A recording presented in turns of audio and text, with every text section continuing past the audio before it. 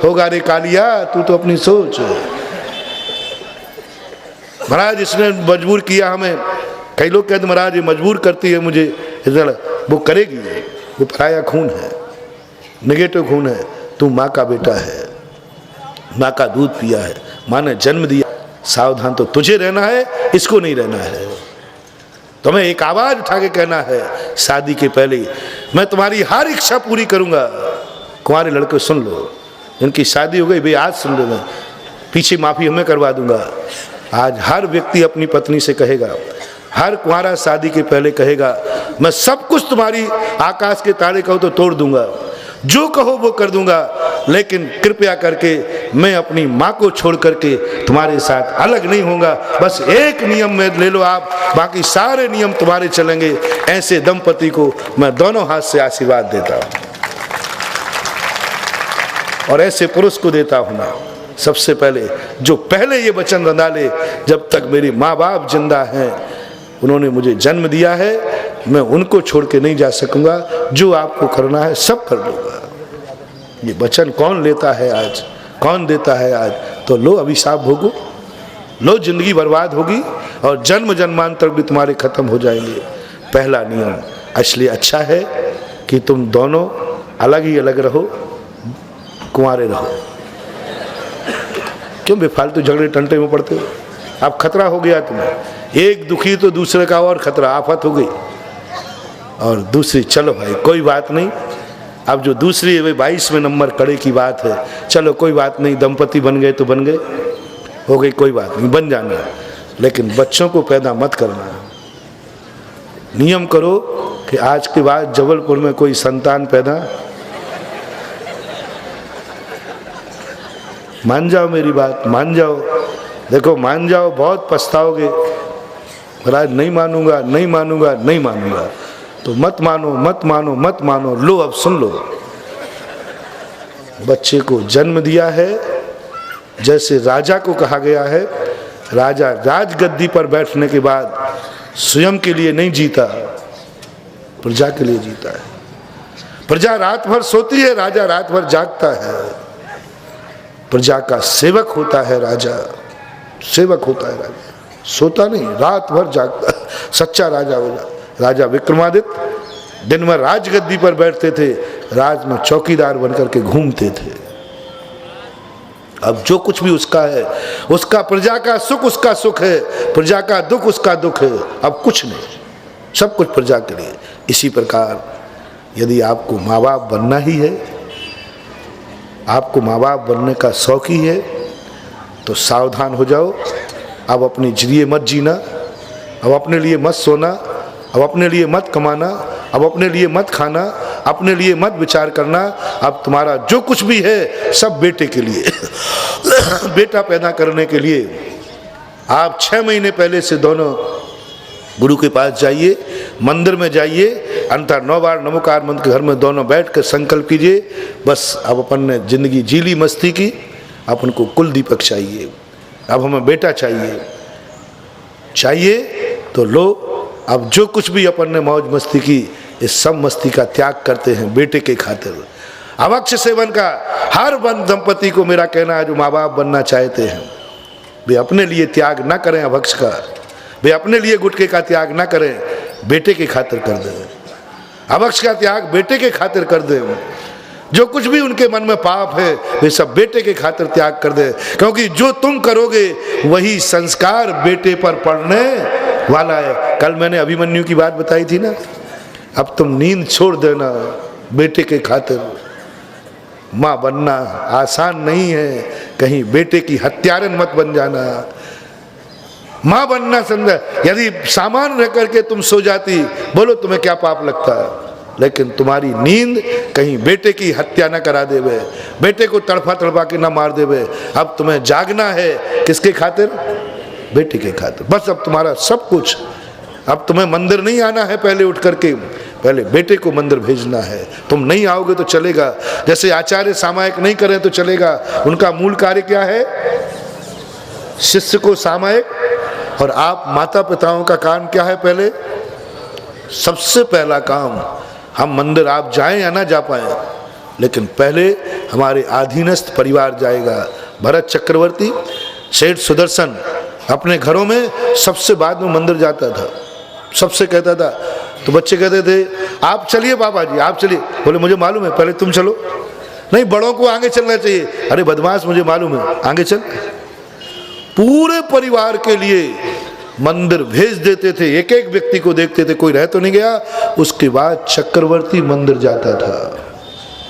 बहुत बड़ी जिम्मेवारी है। यदि एक बेटा तुम्हारा बिगड़ गया, बेटे ने 20 साल के पहले गुटखा खा लिया, बेटे ने 20 साल के पहले शराब पी ली, जब तक उसकी पत्नी नहीं आई है, पुरुष सदा ग्रस्त में नारी की कस्टडी में रहना चाहिए। जब तक शादी नहीं हुई जिम्मेवारी किसकी है? माँ की। शादी होने के बाद जिम्मेवारी किसकी है? पत्नी की। जब तक तुम्हारी नहीं, तब तक तुम्हें ध्यान रखना है कहीं बेटा पिक्चर तो नहीं जा रहा है। कौन सी पिक्चर जा रहा है? जब तक बेटे का मोबाइल तुम्हें चेक करना है, कौन सी फोटो लगी, कौन सी टोन है, कहाँ है, जब तक तुम्हारी जिम्मेवारी है। यदि कुंवारे अवस्था में बेटे ने गुटखा खाया, शराब किया और तुम चाय भी नहीं पीते हो, तो ध्यान रखना तुम्हारी दुर्दशा वही होगी जो शराब पीने वाले की होती है। क्योंकि आपका बेटा आपके कुंवारेपन में शराब पी रहा है। आप इतनी निगरानी, आप धंधे पानी में इतने व्यस्त हो गए, आप कमाने में इतने व्यस्त हो गए कि तुम्हें होश ही नहीं कि तुम्हारा बेटा कहाँ जा रहा है, तुम्हारा बेटा क्या कर रहा है। दुनिया की बातें आती हैं, लेकिन अपने घर की बातों का पता नहीं है। ऐसे ऐसे दुनिया के पंच देखे हमने, जो दुनिया की पंचगिरी करते हैं और उनका घर बर्बाद होता है। दुनिया का घर बहुत सारे लोग हैं।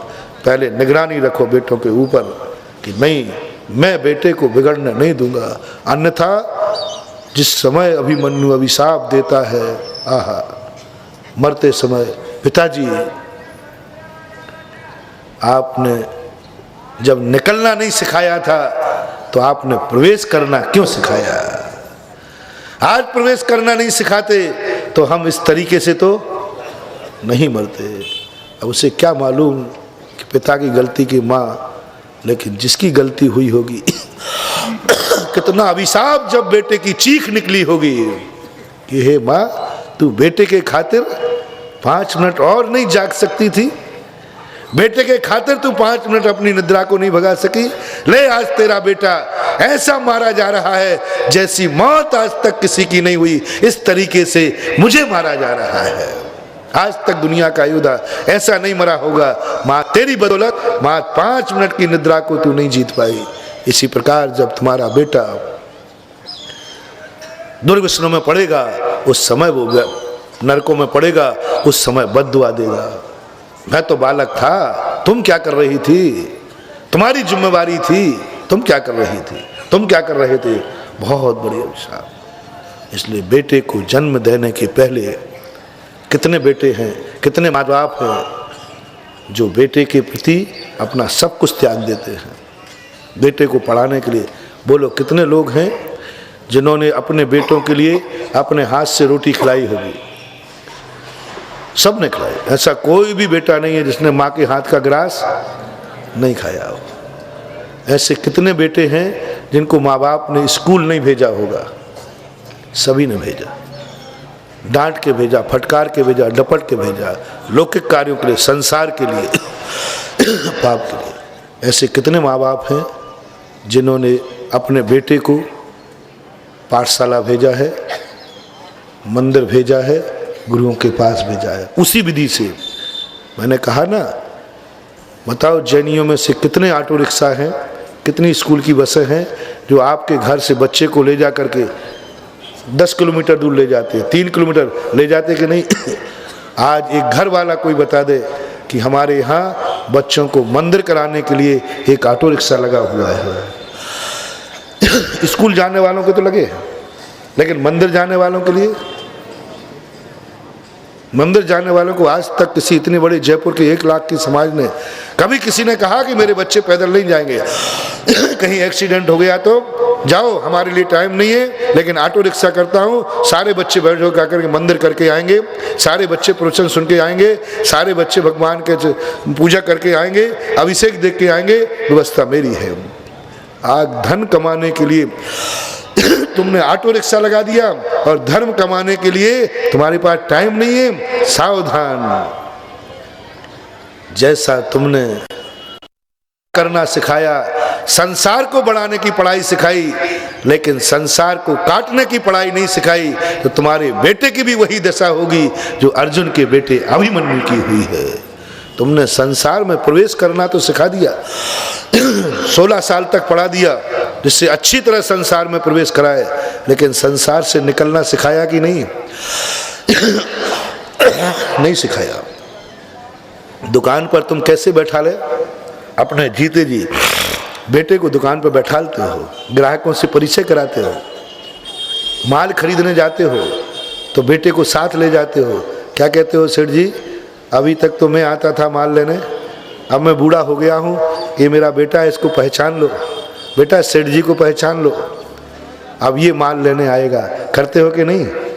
बोलो कौन व्यक्ति है जो मंदिर में जाता हूँ तो बेटे को जरूर ले जाऊंगा, बेटे को जरूर ले जाऊंगा और कहूँगा बेटा यही है अपने मालिक, इन्हीं की कृपा से हमने इतनी सुखमय जिंदगी व्यतीत की है, इन्हीं के चरणों के गंधोदक से हमने आप तुम्हारे लिए इतना पाल करके बड़ा किया है, इन्हीं की पूजा आराधना से आज अपना घर फल फूलता है। पहचान ले, ये है अपने मालिक।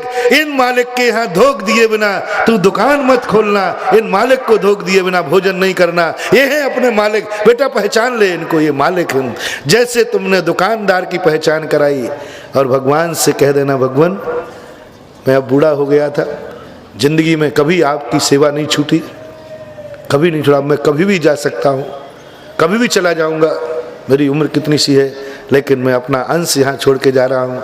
हे भगवान, जैसी कृपा तूने मेरे ऊपर रखी, ये मेरा बेटा है, ऐसी कृपा इसके ऊपर रखना। ये पहचान लो ये आपके भक्त का बेटा है। उस समय जो आप भगवान से कहोगे ये भक्त का बेटा है, भगवान मैंने आपकी ज़िंदगी भर सेवा की है, अब मैं बेटा आपके चरणों में सौंप के जा रहा हूँ, किसी भी दिन जा सकता हूँ, भगवान इसकी रक्षा करना। जैसी कृपा मेरे ऊपर रही ऐसी इस बेटे की रखना। कौन माँ बाप हैं जो ऐसे भगवान से जाकर परिचय कराएं और भगवान का परिचय बेटे को कराएं? और ऐसे कितने माँ बाप नहीं होंगे जिन्होंने अपनी दुकान पर बैठाल करके जहाँ से माल आता होगा परिचय कराया कि नहीं? और ग्राहकों से भी कराते हो। भैया मैं आपने जैसा हमारी दुकान से माल लेते रहे, अब बेटा बैठेगा लेते रहे, थोड़ा बेटा तेज है, तुमने संसार में प्रवेश करना तो सिखा दिया, धन कमाना तो सिखा दिया, व्यापार करना तो सिखा दिया, लेकिन मंदिर जाना धर्म करना नहीं सिखाया। तो तुम्हारा बेटा भी इसी अभिशाप दे के मरेगा कि हे माँ पिताओं, तुमने संसार में प्रवेश करना सिखाया था तो संसार से निकलना क्यों नहीं सिखाया? जब कीचड़ लगाना सिखाया था तो स्नान करना क्यों नहीं सिखाया? जब दुकान की चाबी दी थी तो मंदिर की चाबी क्यों नहीं दी थी? जब संसार की वसीयत दी थी तो धर्म की वसीयत क्यों नहीं दी? जब धन का सारी वसीयत मुझे दे दी थी तो आचरण की वसीयत क्यों नहीं दी? जब संसार की परंपरा तुमने मुझे दे दी तो आचरण की परंपरा क्यों नहीं दी? ये तुम्हारे लिए अभिशाप आज नहीं मिलेगा, जब वो नरकों में पड़ेगा, जब ये 8-8 कर्म रूपी योद्धा उसको चारों तरफ से मारेंगे। कितने योद्धाओं ने मारा अभिमन्यु को? चारों तरफ से, इधर से बहुत बड़े बड़े महारथी। जब तुम्हारे बेटे को चारों तरफ से ये 8 कर्म मारेंगे और ये चिल्लाएगा तुम्हारे नाम पर, उस समय का अभिशाप तुम जहां भी होगे दुनिया में, इस अभिशाप से तुम बच नहीं सकोगे। सावधान सावधान सावधान। इसलिए आज से बेटों को जितना तुमने दुकान पर बैठाना सिखाया है उसको पूजा करना भी सिखाओ। जैसे दुकान के तुमने 100 टके सिखाए हैं उतना माला फेरने के भी 100 टके सिखाओ। जितना तुमने ग्राहकों से मालिक से परिचय कराया है उतना तुम भगवान से भी परिचय कराओ। अपनी उंगली पकड़ के ले जाओ भगवान के पास, कई दिनों तक ले जाना पड़ेगा। कौन माता है जिन्होंने अपने बेटे को भोजन नहीं कराया अपने हाथ से?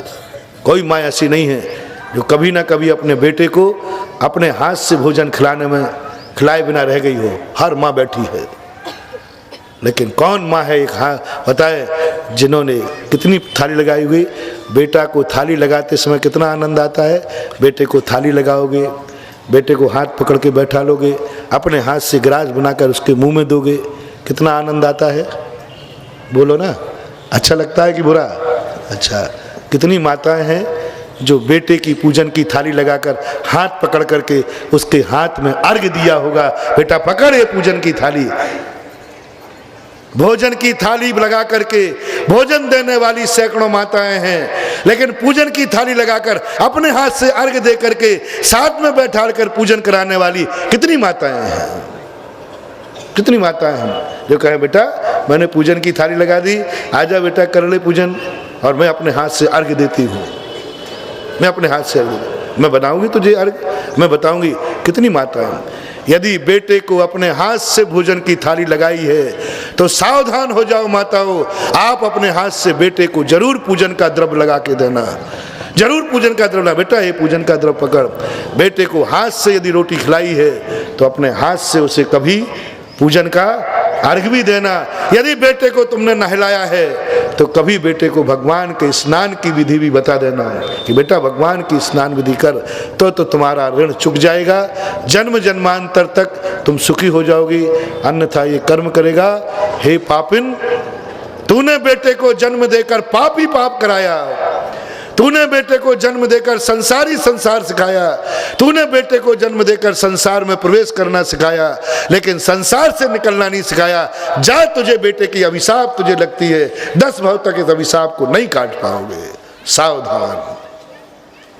बाप बनना, पापा कहलवाना हंसी मजाक नहीं है, ये कोई बाजार का कूंजड़ा बाजार नहीं है। बहुत दांत पसीना एक करना पड़ेगा। बेटे को ले जाकर मंदिर दिखाओ, ले जाओ, ऐसा भाव बनाओ, बेटा चलो मंदिर, मेरे साथ पूजा करेगा, मैं सिखाऊंगा, ये जल है बेटा, इसमें ये भावना है, ये चंदन है बेटा, ऐसा चंदन है। जो पिता बाप बनने के बाद अपने बेटे को अपने साथ ले जाकर मंदिर नहीं ले जा पाया, उसके बेटे की दशा अभिमन्यु जैसी होगी। कौन चाहता है कि मेरे बेटे का अंत अभिमन्यु जैसा हो? नहीं चाहते हो तो आज प्रतिज्ञा कर लो कि हम बेटे के लिए सब कुछ निछावर कर देंगे। बेटे को संसार भी सिखाएंगे तो उससे निकलना भी, पाप के कार्य भी सिखाएंगे तो पुण्य के कार्य भी सिखाएंगे। संसार में आरंभ परिग्रह करेगा तो पाप करेगा, तो उस पाप को काटने का तरीका भी सिखाएंगे। अकेला प्रवेश करना ही नहीं सिखाएंगे संसार में, उससे निकलना भी सिखाएंगे। उसको भी कहेंगे कि बेटा ये तरीके से तो संसार में प्रवेश करना, इस तरीके से संसार से, इस तरीके से तो पाप होगा और इस तरीके से पुण्य होगा। कमाने की कला सीख ली तो अब सीखना पुण्य करने की। एक उदाहरण ध्यान में आ गया, कह दूं, क्योंकि आगे के श्लोक तो हम फटाफट पढ़ देंगे, लेकिन तुम्हारी जिंदगी बदल जाए तो बहुत बड़ी चीज़ है।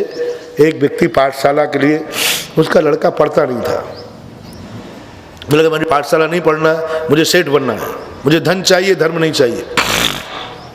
पापा कहते थे बेटा नहीं, मंदिर भी जाओ। बोले मेरा मन ही नहीं लगता, मंदिर में जाने से क्या मिलने वाला है, नवोकार मंत्र पढ़ाते, 24 तीर्थंकर पढ़ाते, क्या होगा जिंदगी का, मुझे चाहिए धन। देखो वहाँ स्कूल जाता हूँ। पिता ने कहा बेटा देख, मैं तेरा बाप हूँ, तेरा मन नहीं लगता है तो मेरी आज्ञा मान के चला गया। तो कहाँ का बाप सिरे पड़ा है, ठीक है अब बाप बना लिया तो जो कहेगा करूँ। आध घंटे पाठशाला जाने लगा, बड़ा हुआ, बहुत अच्छी फैक्ट्री खोली और पहला प्रॉफिट साझेदारी में थी। पहला प्रॉफिट 2 लाख रुपए का हुआ। 2 पार्टनर थे और दोनों पार्टनर को 1-1 लाख रुपया मिला।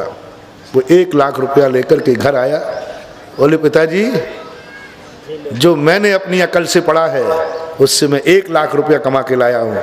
बोलो पाठशाला भी आपने भेजा, वहाँ से 2 रुपया भी मिले क्या? 1 रुपया भी कमा के नहीं आए। यदि वो 1 घंटे और आप बर्बाद नहीं करते मेरा, तो मैं 2 लाख कमा के लाता है। वो ये आपने प्रतिदिन 1 घंटे हमारा बर्बाद किया है ना, इस कारण मेरी ये हालत हुई। पिताजी मुस्कुराए, बेटा दूसरे दोस्त के क्या हाल है, उसको भी कितना मिला? बोले 1 लाख उसको मिला। तो ये बताओ बेटा वो कहाँ है, वो कहाँ है और तुम कहाँ हो?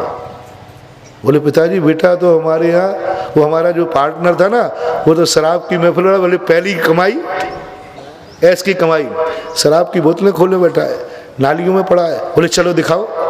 देखा तो वो जो पार्टनर था, शराब की बोतलें खुली थी, नाच रहे थे, गिर रहे थे, नालियों में पड़े थे। बोले बेटा तुम 1 लाख मिला तो तुमने ये क्यों नहीं किया?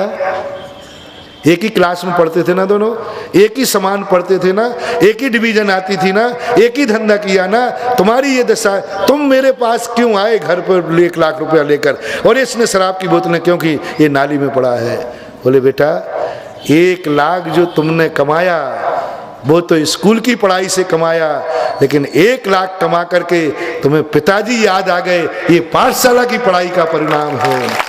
आज यदि पाठशाला नहीं गए होते तो तुम भी ऐसे ही बोतलें खोलकर नाली में पड़ा होता। जो सहारा मुझे तेरे लिए चाहिए था, मैं तुझे सहारा देने आता।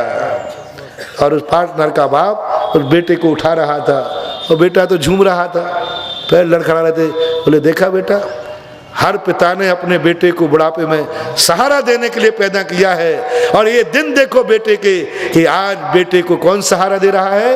पिता सहारा दे रहा है। बेटा 1 लाख रुपया तुमने कमाई से कमाए हैं, लेकिन जो 1 लाख तुम घर लेकर आ गए सुरक्षित, ये किसके कारण आ गए?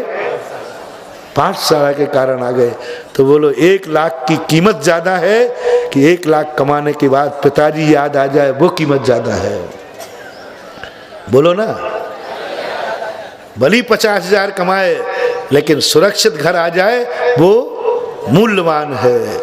इसलिए मैं इसलिए नहीं कहता हूं, कई लोग कहते महाराज अभिषेक कराने से क्या होगा, क्या इससे कल्याण हो जाएगा? मैंने कही नहीं होगा। अभिषेक कराने से कोई ये भगवान बन जाएंगे या नहीं बनेंगे? फिर क्यों करा रहे हो महाराज? हम लोग भगवान बनना ही नहीं है।